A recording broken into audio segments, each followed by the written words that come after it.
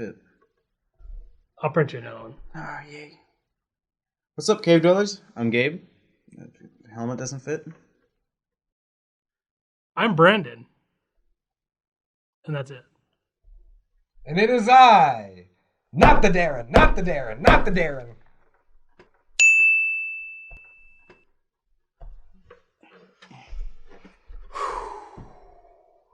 What's up, guys?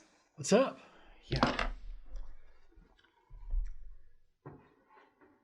Oh, Hope you guys had a good week. Yeah, man. Ready to get into the show. But Yeah. first, Yeah, it's been alright. what we got to do? Oh, we gotta thank our sponsors. RPGhiring.com. Building people, changing lives.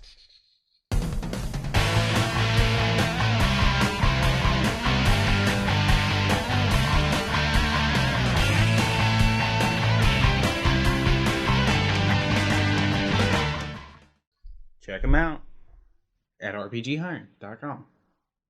So what are we going to talk about today, guys? Noah's coming. Null. The King in Black. Yeah. Who is that? He's the god of the symbiotes. And he's back in black. Yeah. And he's been around since before there was an around. Since the before time. Since the land before time.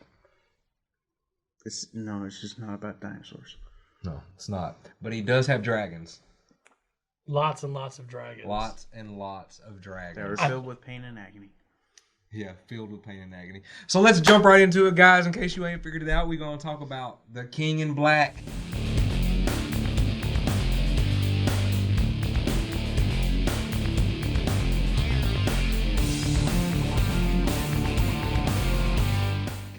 We got 2 issues out right now. It is the most popular thing going on in Marvel. If you ask me, the Donny Cates stuff is really what's popping right now. He really knows how to write some things. Donny Cates is writing a lot of good stuff. He started out with independent stuff. The Image kind of got famous from that, from like God Country, excellent series, Redneck, various different things. Of course, then he got over to Marvel. Marvel's like probably threw him some money, so now he's been doing Venom and of course other things. And now we've got King in Black. We got Null. He has made it to Earth, and what an arrival it was. So we got some comics to show y'all. The bombs didn't work. And we might as well go ahead and get that out the way, and we can talk a little bit about what's going on. Null has these things called grindles. That's what they call them. That's what's shown right here on the cover of this Venom 1. And here's a Venom 3 with another grindle with the Miles Morales Spider-Man down there. This is actually the first appearance of Null in comic books. Poor Miles. He looks like he got owned. Oh yeah, everybody got owned when they showed up though. That's right. This was foreshadowed. We didn't know what was going on, when this was going on. This is just a cool cover that has a depiction of Null on it with his sword. Tell me about the sword. He took a symbiote, went from liquidy, sludgy stuff, and like beat it into a sword. That's what I remember. So the sword is actually made of symbiotes. Yeah, That's like right. he took a symbiote and like beat it with a hammer. I mean, And forged a sword out of it. I don't think there's any cooler sword in Marvel, is there? No, you can't beat a symbiote sword.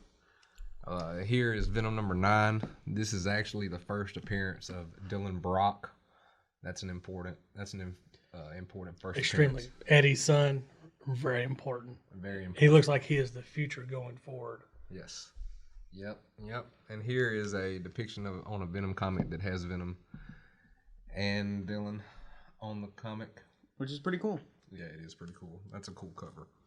And here is another comic that's got Null. And who is that? Dylan. Is it? It sure is. And it's got Virus on the back. Him and the And there's one of Null's dragons. I don't know if you guys can see that up there, right there. That's like a War Machine Mark whatever. I think Suit. I want to say Donny Cates was probably watching Game of Thrones when he's coming up with all these ideas. Oh yeah. It's like dragons and swords and Dragons and swords are cool. Yeah. Well, yeah. Yep. They're And then kinda if someone, general. you know, he takes over someone with the symbiote, you know, they're kind of his, you know, Yeah. his whites. Yeah. And here's another. This is Venom 27. That's Null with the Infinity Gauntlet on. That'd be sick. That's become a famous cover swipe to do. Yep. Is to have somebody with the Infinity Gauntlet on Now the we front just cover. need Null doing the Spider-Man pose. Oh, there's some of those, I'm sure. Probably. Oh, yeah. But And that gives us to the last one, and this is King in the Black. King in Black itself with Null on the cover. King in Black #1. That's a Delato cover. You know, the That's logo. You know, the whole cover's sick, but look at that logo. Yeah. That King of Black logo it looks like it belongs like on a heavy metal album Yes. or a hard rock album. I mean, that looks like if you told me that was like an AC/DC album, I'd be like, okay, Yeah. Yeah. I definitely need a soundtrack for this comic. Back in Black. Yeah. Yeah. Yeah. I don't know if they'd be able to make this into a movie. Here comes King in Black, King in Black. Yeah. I don't think that fits. Yeah. No? No. Because on the King in Black, King in Black, King in Black. I'm a King in Black. Yeah. Maybe. All right, yeah. You know, I don't have a King in Black 2 to show you guys yet. It's coming. It's in the mail, but hey, it is what it is. We're going to talk about it anyway. So, when Null comes, they're pretty much waiting on this to happen, right? Mm-hmm. Yeah. The bombs don't work. The bombs The don't bombs don't work. Iron Man's trying to set it all up. You know, he's trying to do his thing, but it's just like, and you're like, for a second, you're like, yeah, he's got him, right? He's going to stop him and delay him or whatever. Yeah, they tell him, No. you know, we only took out like 100 of these things. Yeah. There's millions of them. It was literally an ocean of symbiotes on the planet. There were so many coming down. He just got a small fraction. Yeah. When the bat things, when they hit the ground, it was just exploded into liquid symbiote all over the place. Yeah, that sounds like a hard cleanup. Yeah, and pretty much just as soon as Null arrived, Just everybody's gone. everybody, Everybody's getting taken over. Captain America, all of them. Storm shows up. She brings the lightning while they're waiting on Thor. And Null just goes, "Hello, little light." Yeah, hey, she's taking care of business though for a little while. Yeah. She's zapping things. She's keeping everybody because back. lightning does something. Yeah, yeah, Much like fire normally does, but yeah. Well, you know, these symbiotes, they're a little stronger, yeah. especially the dragons. Especially the dragons. I totally expect to have a character riding a dragon. Well, I mean, like Dylan or Oh, I would think. it's gonna happen. I think it's going to happen at some point, right? Yeah, it has to happen. It's almost That's that has to be how they get to Null.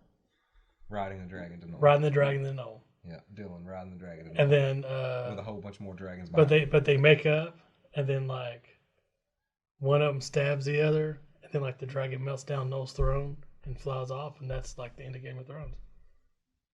Oh, I'm sorry, we just ruined it. we just ruined it It's right just there. too many spoilers. Sorry, Donny Cates. We know you were watching whatever. Game of Thrones. So it's like this build up in King in Black 1, and right there at the beginning, it's very clear that they're waiting on a heavy hitter. You know, somebody's finna show up that can really do some damage to what's going on. The fact that he can enslave Celestials, Well, they didn't know that yet. I know, but just Yeah. the fact that he can is Right. crazy. Yeah, absolutely crazy. Well, that's who his first fight was against. Was the Celestials. They got him the first time. Yeah. He was in prison for a while, and he got out, and He showed them. he seeked his revenge. Yeah.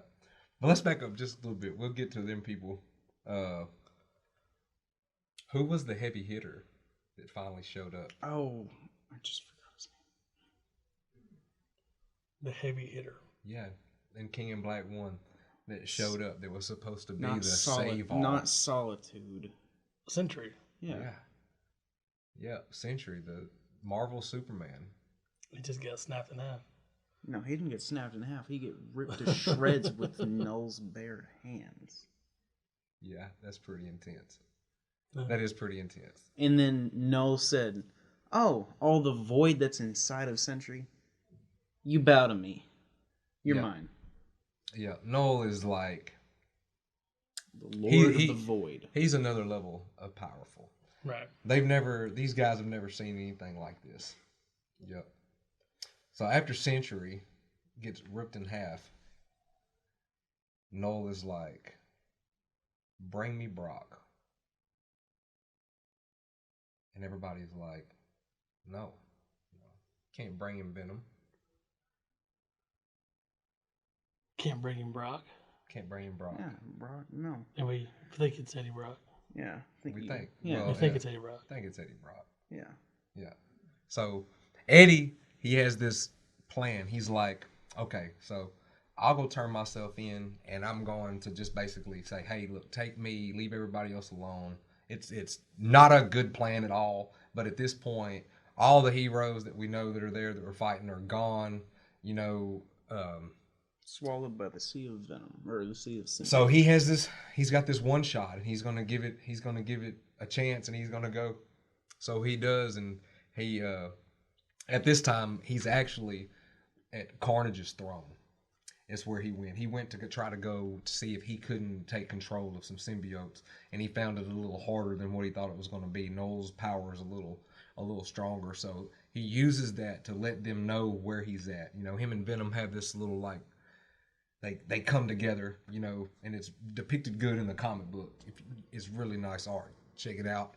And when they come together, they're like, let's go meet our maker, basically. And so they go meet Null, and they have a little conversation. And Null's like, well, you're the one that defeated the one they called Carnage. And run my plan with Carnage. He's like, I was going to take Carnage over and already have everything, but no, he had to go ruin that. That's when we find out that he didn't want Eddie Brock. He should have been a little more specific about which Brock he wanted. He didn't want Eddie. He wanted Eddie's son, Dylan. But no, but at this point, we're not supposed to. Readers, we know why, but the other heroes and stuff going on in the comic book, they would have no idea why he would be interested in Dylan Brock.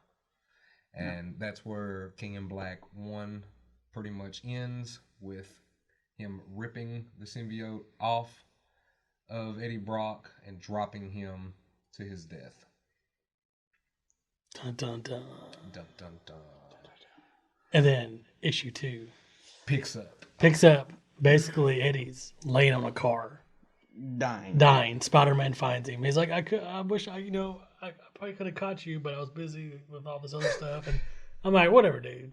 But you know, that's an important thing to show, you know, the depth of these characters, because Venom started out as Spider-Man's most he hated Spider-Man so much. Mm-hmm. You know what I mean? And it was I'll kill you any chance that I get, pretty much. That's how Venom and Spider-Man's relationship started.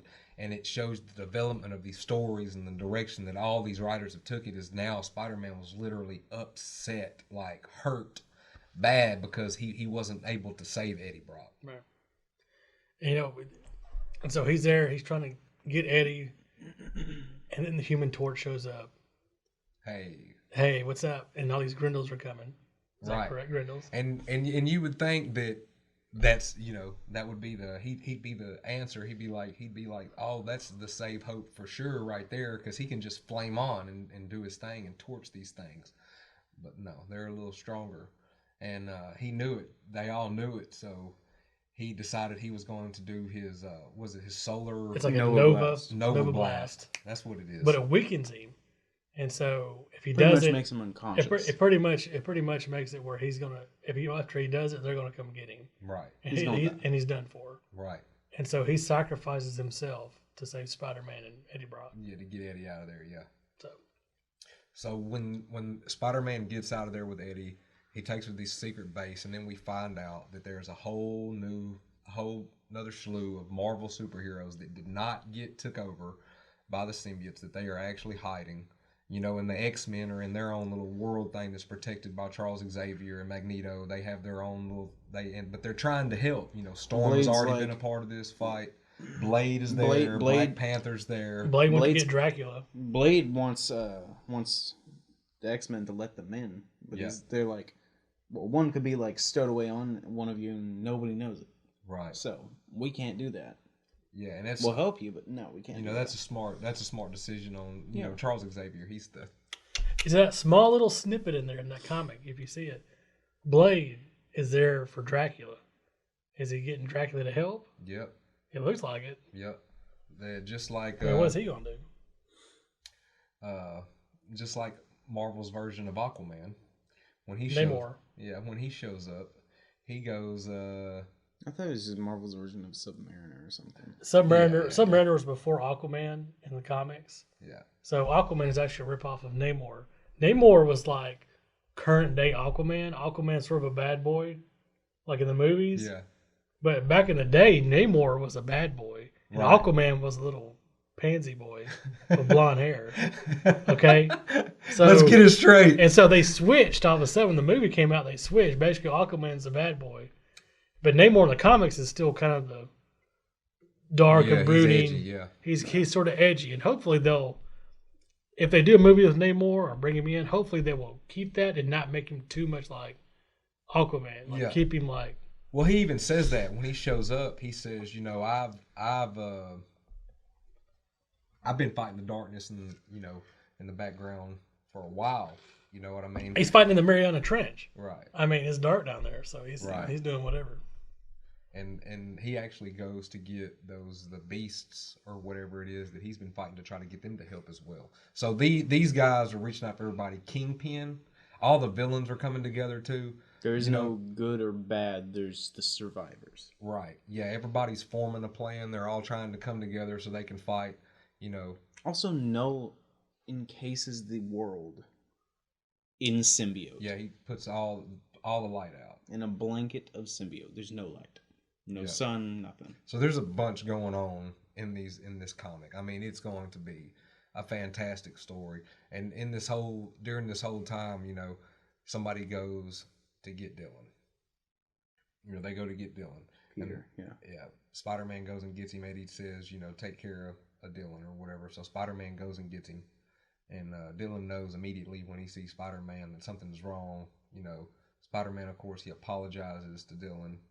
And they get to where Eddie is with the rest of the heroes, and he is pretty much on life support. And they're going to try to find a symbiote because he had a healing factor. That's Iron Man's idea. Yeah. So they're going to try to get a symbiote. So Iron Man goes off.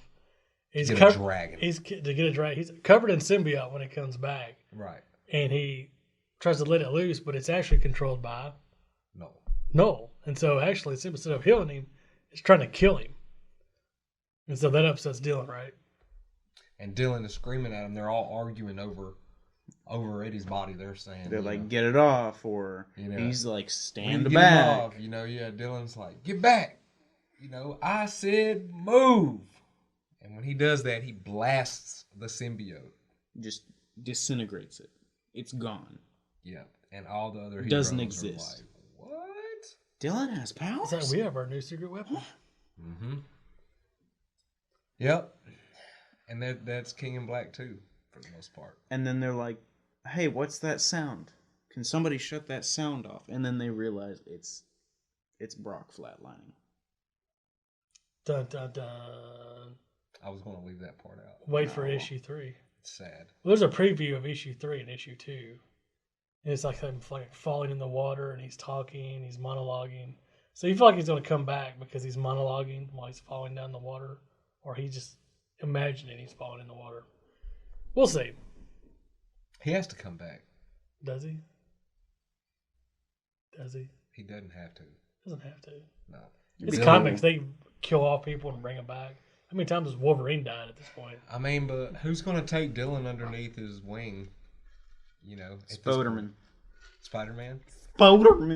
Spider-Man's going to take Dylan underneath his wing and make sure he stays a good guy. Or Null will get Dylan, and then this universe may it's gone. You know, and there's so many tie-ins with this too, and so it just becomes Null hunting world. So you got to get like all these side stories too that go along with this. So my question is, because you may have read some of the side stories, where's the Punisher? He's not tied into this as far as I know. It doesn't really matter. He wouldn't be able to do anything. Yeah, he would. Yes, he would. Okay. He's the Punisher. It doesn't matter. He's the Punisher. You bring in the Punisher against a living god. Have you ever read The Punisher Kills the Marvel Universe? The God of Darkness. The Punisher killed the Marvel Universe. Okay. And they showed it how he could do it. Yeah. And yeah. Basically, he was just smarter than everybody else because everybody else just relies on their powers. But Null is like just you're gone. Well, you'd never see him. You would never see he would never see the Punisher. 50 cal sniper, mile away. I don't think a bullet would do anything to Null. It would if. How do we know? It would if he didn't have a symbiote catching that bullet right before it hit him in the head. I don't think it would hurt him. The pressure from the bullet. Do you think a bullet would hurt a Celestial? It might. Ever been shot with a bullet? Ever been shot with a 50 cal? No. You ever seen something shot with a 50 cal? Yeah. Yeah, I have. Yeah, it's messed up. It don't stand around to argue. Yeah, you're right. I don't know. Maybe. Let's put that up to y'all viewers. Y'all tell us would a 50 cal round to the forehead on Null stop Null? Yeah, I genuinely feel like he would be the person that's just like, oh, I caught it. Could Punisher help in this situation? I mean, they've got Blade in there. Punisher would be more effective than Blade. Okay, you know what they say? You know what they say about gunfire? If you hear the shot, that means you're still alive. If you don't hear it, that means you're dead. Right. Well, you can be shot from far enough distance away to where. Yeah, but you can be shot and you can still get shot and be alive. Yeah. But if you get shot in the head, you're not gonna hear it. The bullet moves faster than the sound does, so. Yeah. 50 cal, the pressure from the round gets there before the bullet gets there. People have had their arms blown off before the bullet even got there. That's a bit much. Is it? That's a bit much. I'm just telling you some real talk. Some real talk. Same thing with the spice. You're speaking the truth. We understand it's true. The spice. The spizzy. El spizzy. Well, I hope y'all enjoyed the King in Black little discussion. Did y'all read it? Are y'all going to read it? Were y'all excited about it? This was what I was most excited about. This is I'm going to say spoiler alert now. Just because you shouldn't watch this whole episode that we just talked about. Let me say this. What? The King in Black. Yeah. Oh, yeah. Spoiler alert. Wait, this has been out. Let me say this. This book, because the writing's excellent. Yes. The art, Ryan Stegman art. Mm-hmm. Excellent art. They're a great team. Mm-hmm. This is definitely one to pick up. Definitely one to read. If you get it digital, read it digitally. If you can get a physical copy, get you a physical copy. It's a good book. It is a good story. Yep, it is. It's definitely worth your time. Highly recommend it. Yep. Well, you might only have to read like 6 other series to fully understand every detail, though. There are tie-ins. But you definitely should read it. But on the interior of the book, it lists the tie-ins. And so if you want the tie-in stories, you can always go out and get those books. Yeah. Yeah, well, I have read the Immortal Hulk tie-in. The first one. Part of it, anyway. It seems like it's going to be interesting. If you don't know what's going on with Immortal Hulk right now in comic books, it's kind of interesting. But that's a whole nother topic. Yeah. You know what we got to do, though? Last week's artist giveaway. That's right. We got to give some stuff away.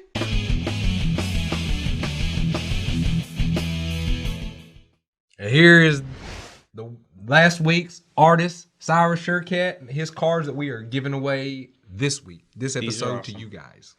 Let's give them away.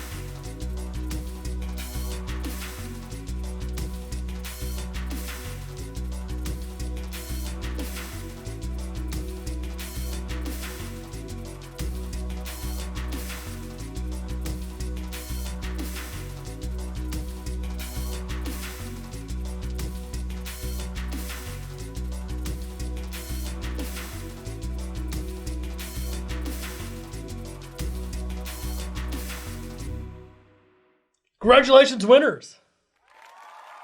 Losers, it's okay. Just try again next week. You lost. It's not a big deal. It's all right because last place still gets a loot box. We give stuff away every week, so you constantly have a chance. Amazing cards, Sir Surecat. Please don't put them on eBay. These are great display pieces. They're amazing. Yeah. Which one was your favorite, Gabe? Scorpion from Mortal Kombat 10. Or X, whatever you want to call it. Is that easily your favorite? Yes. Which one's your favorite, Brandon? Man, Dr. Doom, he killed it on Dr. Doom. He did. I like there's And gold Beetlejuice. flake. And Beetlejuice is also next level. There's like there's a gold flake on Scorpion and then silver on the fiery background. Yeah. Which is awesome. I want to say my favorite last week was the Caesar. Yep. Anyways, congratulations, winners. If you won, make sure to email us at gabescave13@gmail.com so we can get your cards out as soon as possible. Please email us so we can send them out. Even if you didn't win, we asked last episode for all of you viewers to at least send an email and tell us how we can get in touch with you guys. That way, if you ever do win in the future, then we don't have to, worry about whether or not we get in touch with y'all. We'll already have your info. We can look at your comment, you saying which card that you like the best, and we can just go ahead and send it out. We won't have to mess with you. Yep. Just a lot easier. Makes but everything here so much easier. Oh yeah. But we've got more cards to show off and give away. So we do, but before we can show them the cards, they have to meet the artist.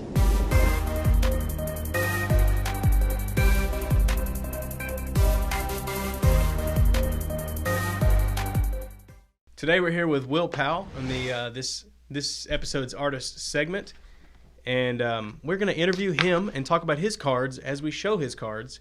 So let's get right into it. Will, I'll start off and ask you a question. First one is, what is the weirdest thing you have seen in someone else's home? Ooh, I have once seen a really, really, really strange statue. And I get that people, art is subjective. But it was like clay figures, but they were naked clay figures, but they were really doughy and looked like Teletubbies. And it was on someone's, on their windowsill, and it was just a really, really strange statue. I too have seen a really strange statue in someone's home before.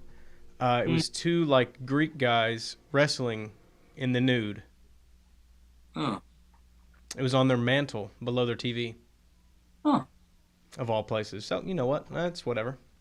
To each their own. It is what it is. What character out there would you say best describes you? So like character in, Marvel or whatever, just character. What best describes you? Ooh, right.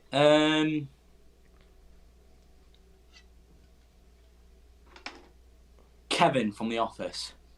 Kevin from The Office. Which office? The UK or the US version? The US one, the better version. The US version, the better version. All right. I think so myself, but I didn't know. I've never spoke to someone from the UK about it. I would say it's the only US remake of a UK show that's better than the UK one. I don't know of any others. Well, there's Top Gear. Top Gear US was trash. Yeah, you can't. James Hammond and May are the best. So.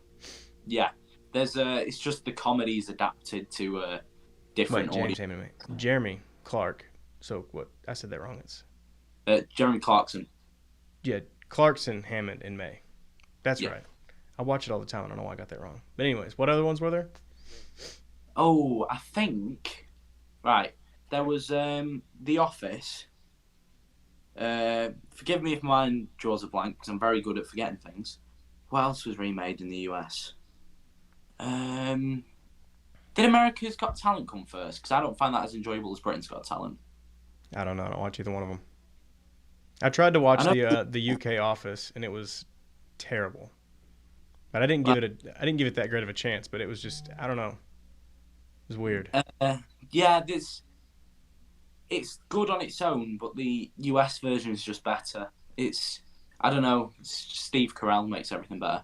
Yeah, he's very cringy. Very, very cringy. All right, well, I'm going to lay out some of these cards here, and then my next question is, tell us about your cards and what inspired you to create them. So we'll go ahead and lay some of them out so everyone can see them while you're talking about them. And we're going to start off here with the Hulk. Yeah, so what I wanted to do is do something I haven't done before with my cards. Usually I have quite stylized portraits is what I do. Very bright, very colourful, but it's always portrait. So I thought I'd do zoomed out, bring it out, and do some more full body stuff on a smaller medium. Because I used to do a lot of, well, every single one of my drawings before I did sketch cards were on A4, standard paper, and thought I could do that. I'm only showing what I can do in a bust. Mm-hmm. So if I bring it out and do full body shots, it'll be something I haven't done before, and see if it works quite well on that small of a medium. Cool, and I think it did. It worked fantastic. These are awesome cards here. The next one we have here, what looks to be Ultron, maybe, or some. If is it's that right? The one from the right pointing, that is Ultron. Yeah. Yes, Ultron, and then he's got some of his Ultron lookalike guys there. Yeah. We have we've got a Doctor Doom. Really like that Doctor Doom. Yeah, it's the my favorite one I did. We have I think this would be Red Skull with he's sitting in the chair, the throne. Yeah, that's Red Skull. Yeah. Okay, forgive me. I'm not the best with all the characters. So I went very classic with it all. Right. Had some characters who, were like goofy, all the villains.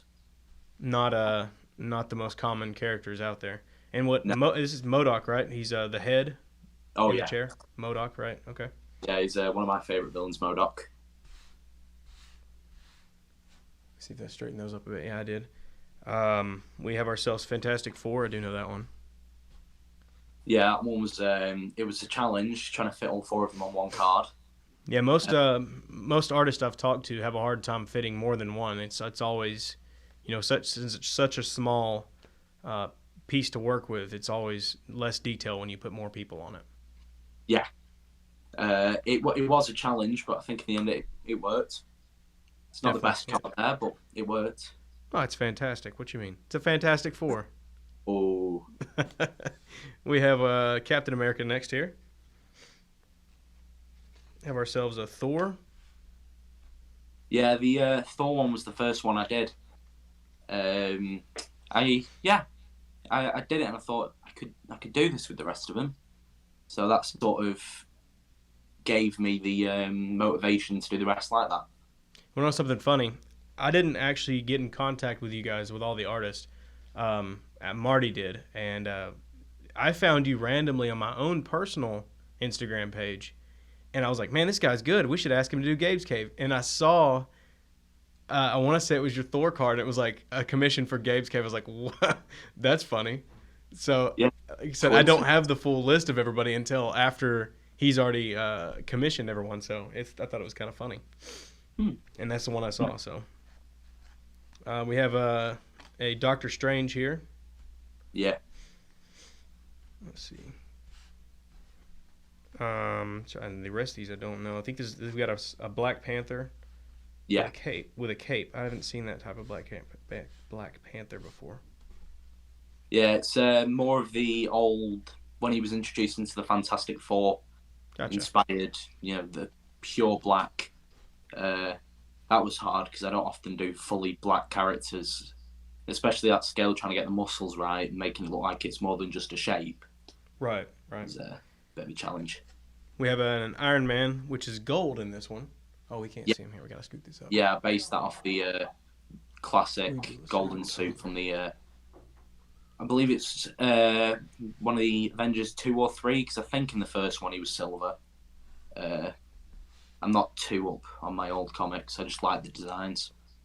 Yeah, I don't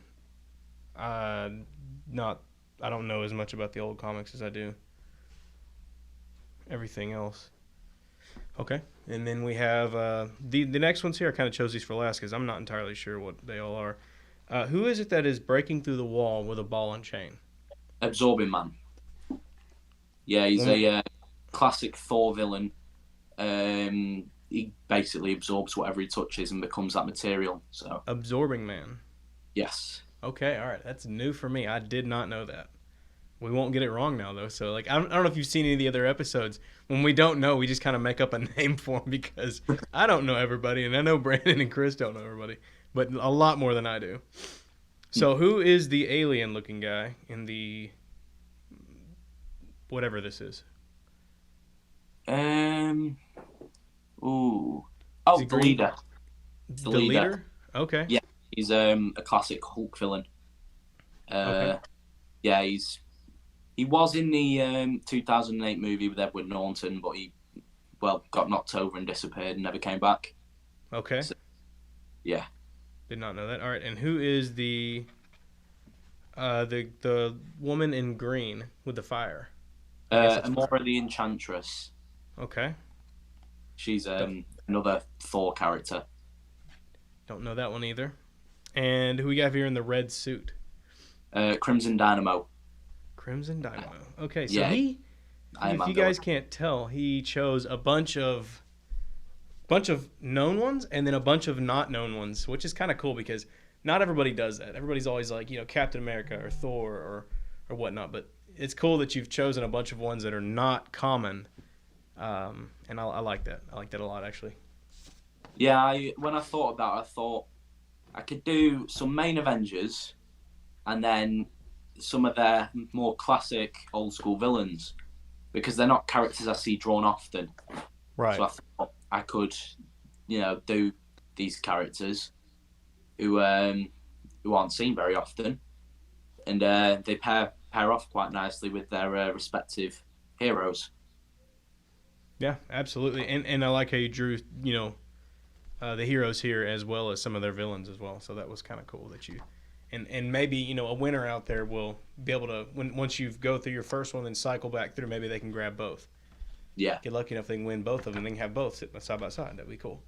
So we have a few other questions here. How often do you draw? Ooh, well, pretty much every day. I do graphic design at college, so a lot of the time I'm doing something artistic, and it's pretty much every single day of the week. I have a pencil and paper in my hands. Cool. So it's a non-stop for me. What medium do you prefer using? Sketch cards and alcohol markers. Sketch cards and what markers? Alcohol markers. Alcohol. Okay, gotcha. Yeah, I like working on the smaller ones because basically they don't drain my inks as much. Right, right. I've been doing some A4 commission work for a few people and having to buy a new set of pens halfway through the set. When I've got ran out of greys, but I can't buy the greys separately, so I have to buy a new set. Working on sketch cards is it's more enjoyable, right? Because I can get the mileage out of the stuff that I use, and it's more fun having this outcome I can hold in my hand, and it's I don't know, it just feels more rewarding than a bigger piece. So for all your small detail work, you said you like the alcohol markers. Are the small detail work like the blacks and stuff? What are those? They are just micron black ink pens. Gotcha. I've used the same style of ink pens for years since I started inking my work when I was about 12. So it's never really changed, but I don't know exactly the same exactly the right names, but I believe they're pigment liners or pigment markers or something like that. Gotcha. What kind of alcohol markers do you use? I use Spectrum Noirs. Copics are the top of the range. I have a few Copics. They're a bit pricey. Oh yes. Yeah. You can't just buy a cheap variety pack of 12 different colours. It's pay 80 quid and you've got 13 greens And it's like, I don't need 13 greens. I need one of each colour. Right. So I stick to Spectrum Noirs, where I get a set of, I believe it's either 48 or 36, a few different shades of each colour, and it all works really, really well. Awesome. And I ask these questions here in case there's anybody out there that's trying to get into it that, like me, myself, I'm not trying to get into art, but the only thing I've ever heard is Copics. And I'm sure there's other ones I can get on Amazon, I'm sure, and order them. But if there's anybody else out there that's trying to get into it, that's looking for some kind of alcohol markers or anything like that, and is looking for a cheaper alternative until they get a little better, or they feel like they want to spend the Copic prices, stuff like that, They are top of the range, but they are not beginner friendly with the price. No, they're not. It put me off colouring for a while, because I went to an art shop on a trip out to Liverpool, and I went inside and they had pro markers, which is what I started using. But they had a wall of Copics, and then they had all their colour boxes. And I looked at them with a £20 note at my hand and said, I can't even afford one box. I can buy 2 or 3 colours, but that's not going to get me anywhere when I'm on a budget. So it's more of it's a progressional thing when you can justify doing it. Cool. So they are well worth using. Absolutely. Well, we have one more question here for you before we run out of time, and that is, what is the best comic book of all time? Amazing Spider-Man. Which one? Well, if we count the whole thing, but the best story, if we talk about stories, I'd have to say it's I love my Spider-Man for the whole succession of Spider-Man, the whole line, and how it's gone since the 60s till now. But the best story run is Jonathan Hickman's Fantastic Four, and that's the best comic book run of all time, in my opinion. Okay. Oh, well, good to know. I'll have to look into that. Because, like I said, I'm not the world's best when it comes to comics, knowing every single comic. I try to know as many characters as I can and the more important ones, but for every comic out there, I'm not 100% on. So it's a great story. I'll have to look into it. I'm sure everyone else in here will as well, and everybody watching. But thank you for coming on with us today. Do you have an Instagram or anything you could plug real quick? Yes, it is at @Webbies_. Okay. I don't post much on there. I use Facebook more often. What's your Facebook?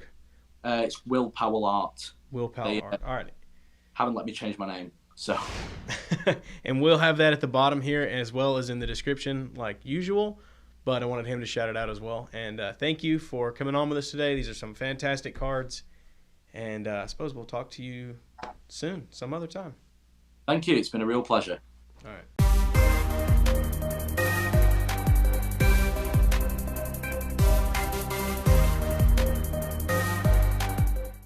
Hope you all enjoyed that segment of Meet the Artist. It was great. It was.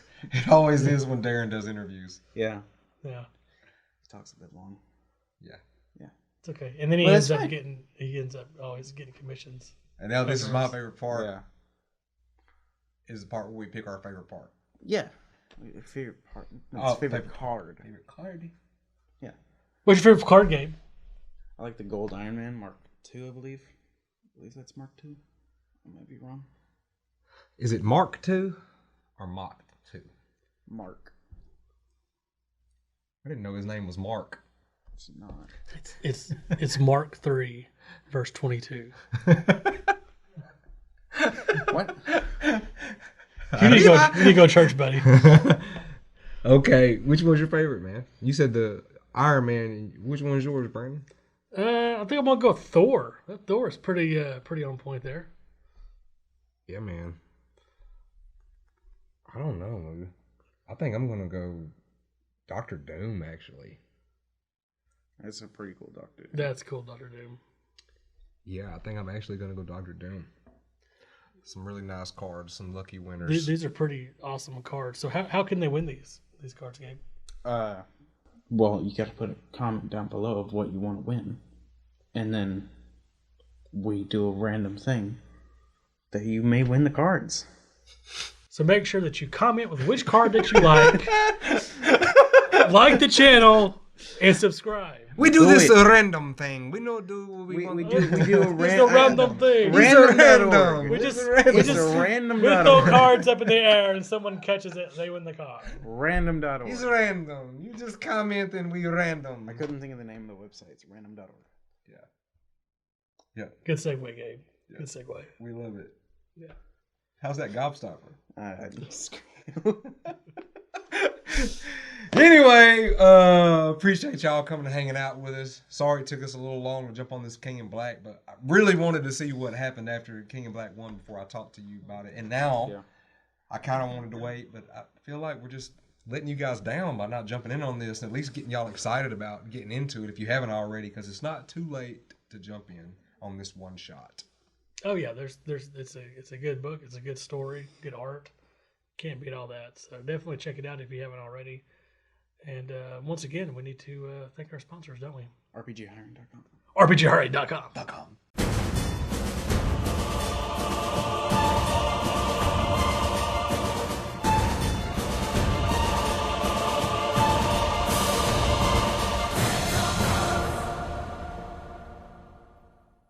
They're great. Yeah. So we wouldn't have the show without them. That's you right. To lead us out with a little dance? No. A little song and dance? No, I'm good. How about I'm a little teapot? You dance. I'm a little teapot. Bye.